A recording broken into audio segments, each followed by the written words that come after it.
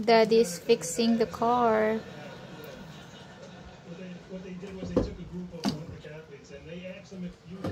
Ito pala yung isang sasakyan. Ayun, oh.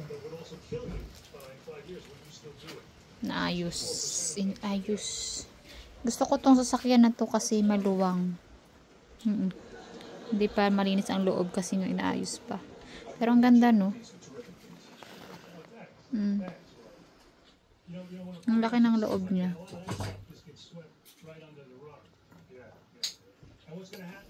Mas okay to pag naayos. Inaayos pa kasi. Yun yung ginagamit ngayon. Yung bagong bili niya. Yan.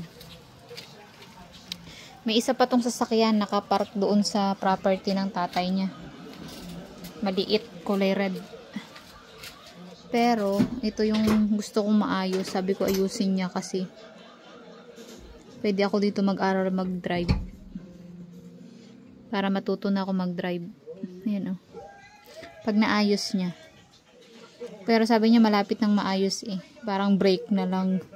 Yung brakes na lang ang inaayos niya.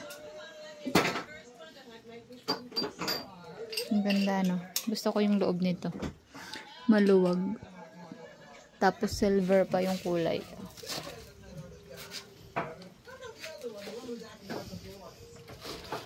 Naayos niya. The fucking brake booster just fell out. Malaki tong sasakyan na to, guys, oh. Nakagarahe dito. Inaayos niya. Gabukin na. Ayan. May mga nakapatong pang box dyan. Ito naman yung isa.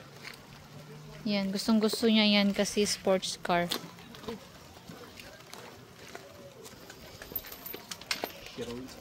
So, yun lang, guys. Ang pinagkakaabalahan ngayon.